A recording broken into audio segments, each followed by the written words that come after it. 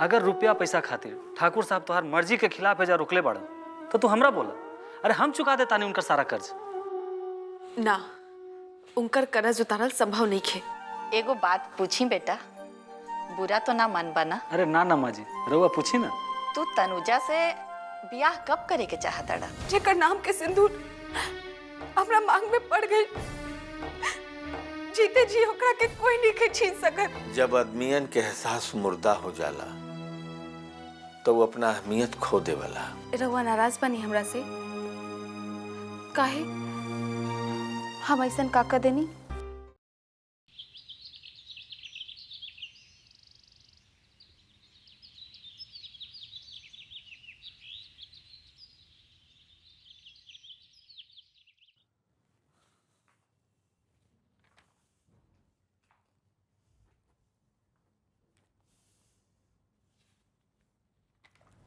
रउआ के कुछ पता बा कि ना घर में का हो रहल बा?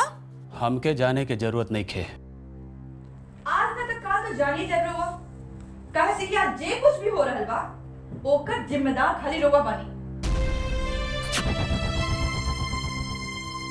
हाँ हाँ, सब कुछ के जिम्मेदार तो हम ही बानी। सब कुछ के तो ना, लेकिन हमार जिंदगी बर्बाद करे के जिम्मेदार तो रउए बानी। अपन गोडाउन में आग लगावे के आइडिया भी तो रउरे रहे ना। हाँ, अब चाहे कितनो हिसाब किताब कर ली, 1 रुपया ना मिली बीमा से। अच्छा, तो सब कुछ तू ही जान गइल बाड़ू? जाने के परेला, काहे कि कुछ देर पहले बाबूजी के पास बीमा दफ्तर से फोन आयल रहे और वो लोग रुपया देवे से मना कर देले बारा। अच्छा, खाली है ना, बाबूजी के पास वकील मधुसूदन सहाय भी आ चुकल बानी। काहे खातिर? शायद ऐसे कि बाबूजी अपन जिंदगी और जायदाद से रउआ के बेदखल करे के चाहत रहे। अरे ये तो एक ना एक दिन होके के रहे। राउर एक पर एक गलती से बाबूजी तंग आ गए बारन और उनकरा के दोस्त ना देवल जा सकेला। तू तो बहुत खुश हो गई होगबो। पता ना, अब रोवे बता दी कि हमरा के का करे के चाहिए, खुश होके के चाहिए कि दुखी होके के चाहिए। तहार जिंदगी बर्बाद करे वाला इंसान अगर बर्बाद हो जाए तो तहारा तो खुश होवे के चाहिए ना। बाकी हम तो खुश ना हो पाएंगे।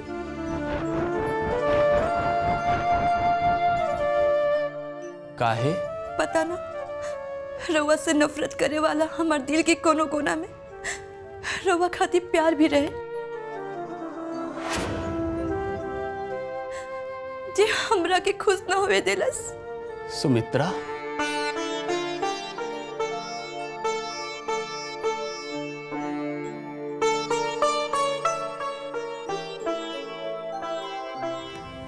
सुमित्रा,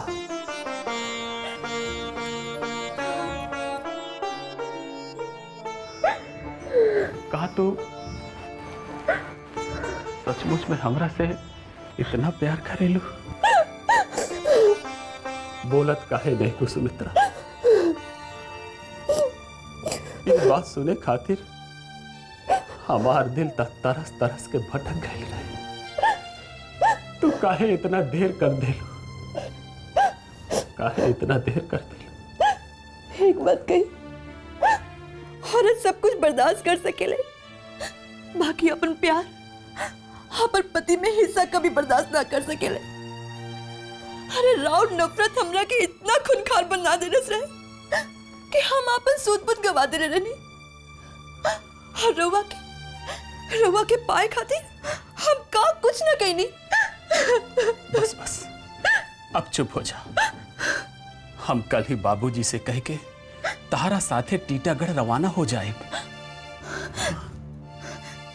रउआ सच कहत नहीं ना? एकदम सच।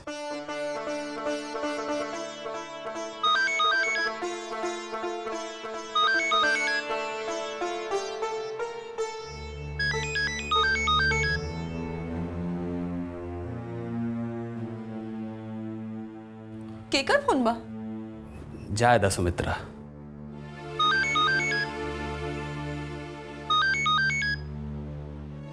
हेलो। का बात बा? रहुआ हमरा से नाराज बानी का? ना ना ता फिर फोन काहे काट देनी? हम बाद में बात करब। हमरा पास वक्त बहुत कम बा। मतलब? रउआ लाख कोशिश कर ली, लेकिन रउआ ना सुधरब। छी!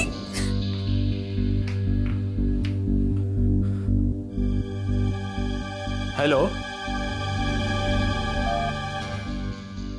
हेलो। पता ना फोन काहे ऑफ हो गए।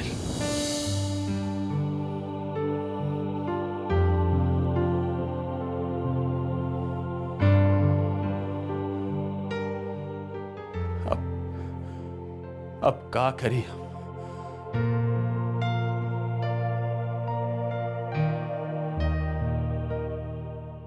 बाकी हम तो कहम कि रउआ एक बार फिर सोची। हम 2 दिन के बाद फ़ोन करके जान ले। कई बार ऐसा देखल जाला कि गुस्सा उतरला के बाद मन भी बदल जाला। देखिए वकील साहब, हम जे कुछ भी कर रहल बानी कोनो गुस्सा में अंधा होके नहीं करत। हम पूरा होश हवास में कर रहल बानी। वैसे मन बदले के कोनो सवाले पैदा नहीं होत। जैसा राउर मर्जी, हम चलत आनी। प्रणाम।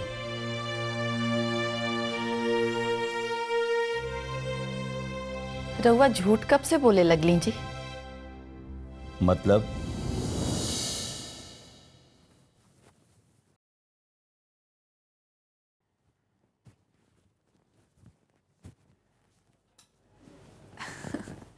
अरे तैयार हो गई नी रउआ? हाँ, कहाँ जाता नी? बाबूजी लगे।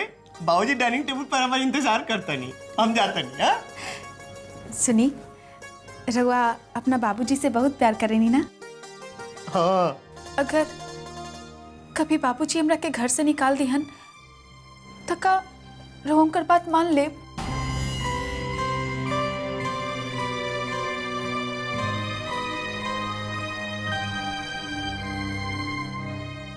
बाकी बाबूजी तोर के काहे निकाल दिया? घर में तो सब लोग बाड़न। माई, बड़का भैया, मझला भैया, भौजी। बाकी हम ता मुलाजिम है ना? मुलाजिम? ये मुलाजिम का होला? मुलाजिम जेकरा के रुपया दे के घर में रखल जाला, जैसे खिरधारी काका बाड़न, मटरू महाराज बाड़न, चंपा बाड़ी। ना, तू हमारा हो, हम ना जाए दे ना।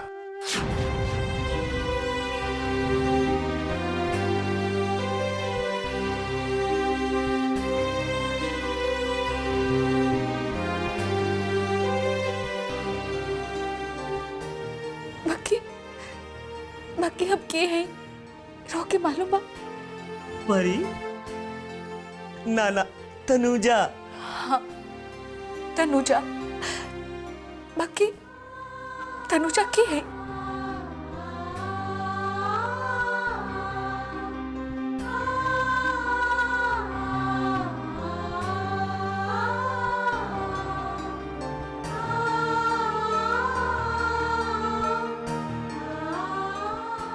रउआ के कुछ याद नहीं के?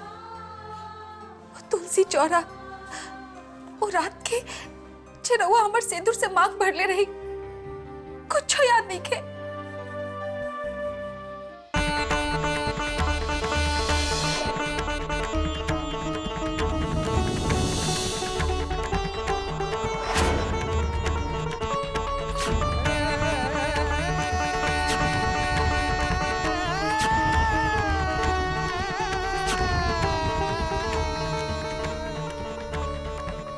सिंदूर कहाँ बा? सिंदूर? सिंदूर? अरे का बात बा भैया जी, रउआ बिल्कुल तैयार बानी। सिंदूर केने बा? सिंदूर? अरे सिंदूर तो तनुजा दीदी तब लगई हन जब उनकर पति उनकर मांग भरती हन। अरे चंपा सुना, विक्की बाबू के नीचे खाना के मेज पर ले जा। कब से बाबूजी लगे जाए खातिर परेशान बरन। बाकी तनुजा दीदी, मलिकार के तबीयत तो अभी तक ले ठीक ना भइल।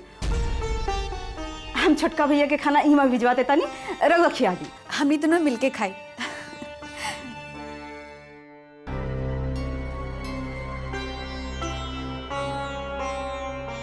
का बात बा, रुआ हमरा साथे नहीं खाए के चाहत? तो ठीक बा, हम आज बिना खैले रहब।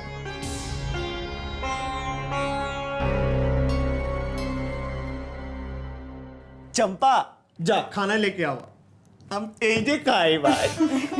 जा चंपा।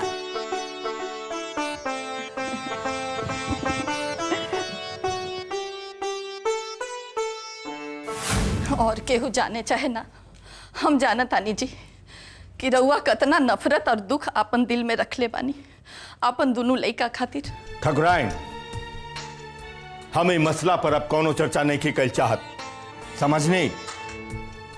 हम चाहब कि हमरा अकेले छोड़ दिया जाओ। अकेले रहे के इंतजाम तो रउआ खुद ही कर देले बानी। वैसे भी दोनों लइका के अकेले होवे के बाद हमनी दोनों जना ई हवेली में अकेले ही तो रह जाई। काहे? विकी हमरा साथ रही है, हम दोनों बाप बेटा अपन दुनिया अलग बसाई। अगर बसावे के बाद तो अपन विक्की के घर बसा दीजिए। वो भी बस जाए ठकुराइन, वो भी बस जाए, हमरा पूरा विश्वास बा। बाकी हमरा विश्वास नहीं है।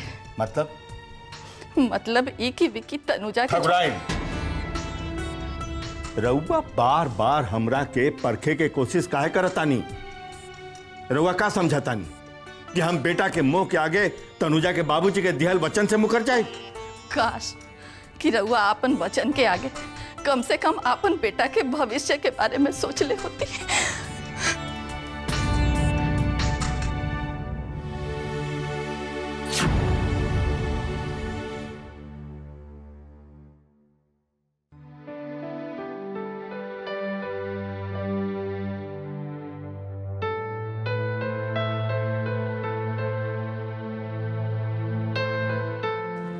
परी, पानी दा ना, दवा खाए के बा।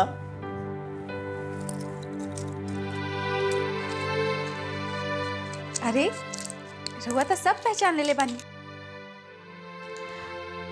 अब बुझाता हमार जरूरत नहीं खे। एक बात बता दे रहल बानी तनुजा, तू ये शादी के इतना अहमियत दे रहल बाड़ू, ये तब तक रही जब तक विक्की बाबू अपन ही हालत में रहे। जौन दिन उनकर यादाश्त लौट आई वो तोरा के ना पहचाने हन। एक ही उपाय बा, उनका के दवाई दिहल बंद कर, उनका के दवाई दिहल बंद कर दा, बंद कर दा। परी, दवा दा ना। ना, अब रुआ दवा के जरूरत नहीं खे। हम ठीक हो गिल बनी, हम गाड़ी चला सकब, हम बाहर घूमे जा परी। हाँ हाँ, काहे ना, अब चली सुत जाए। ना, हम ना सुतब, हम डायरी लिखब, ना तो हम सब भूल जाए परी। रुआ कुछ ना भूलब, अब डायरी लिखे के जरूरत नहीं खे। ना, बाबूजी डांटी। केहू ना डांटी, हम बानी ना।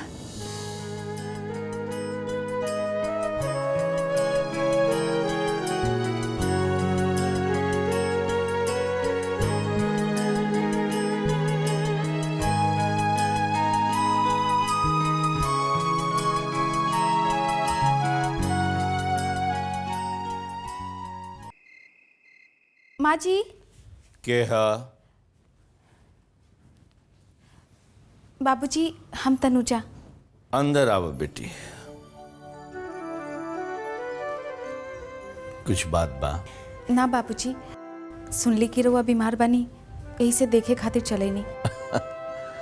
अरे कुछ ना बेटी, ऐसे ही बुखार हो गई बा, 1-2 दिन में ठीक हो जाए।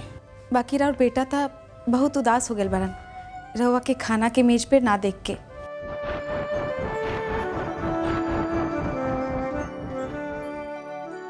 अच्छा, विकी अब पहले से बर्ताव करे लगलन? बेटी, हम तोहार एहसान जिंदगी भर ना भूलब। ई रुआ का कहता नहीं बापूजी, जितना उपकार रुआ हमरा पर हमरा परिवार पर कर चुकल बानी, ओकरा आगे तो हम कुछो ना कर पाऊनी।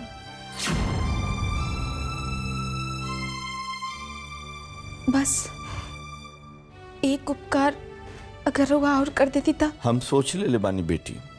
जी हाँ, हम सोच ले बानी कि हम तोहरा के तोहार घरे भेज दे। हम तोहार बाबूजी के भी वचन दिले रही कि जैसे हमार विकी बबुआ ठीक हो जाई है, हम तनुजा के ओकरा घरे भेज दे। जा बेटी, जाके अपन घर बसावा। हमारा आशीर्वाद हमेशा तोरा साथ रही।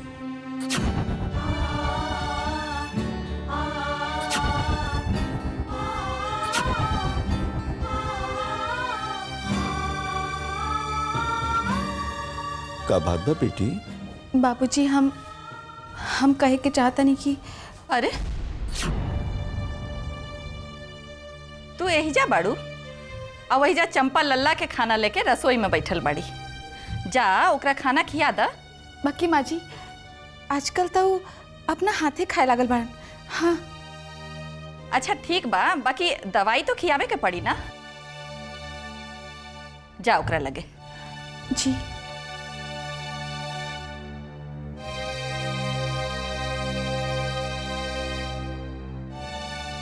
ठकुराइन, बुझाता तनुजा कुछ बोलल चाहत रही।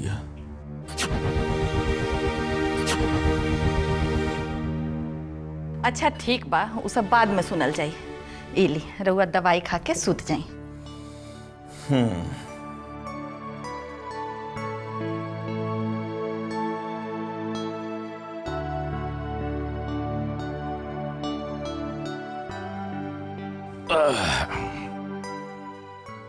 आइली होने रख दी।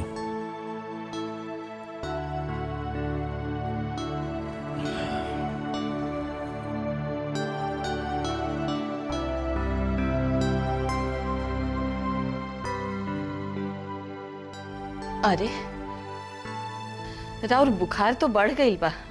हम अभी डॉक्टर साहब के फोन लगावा तानी। ना ना, एकर कोनो जरूरत नहीं है। ठकुराइन बहुत माथा पिराता, तनी दवा दा।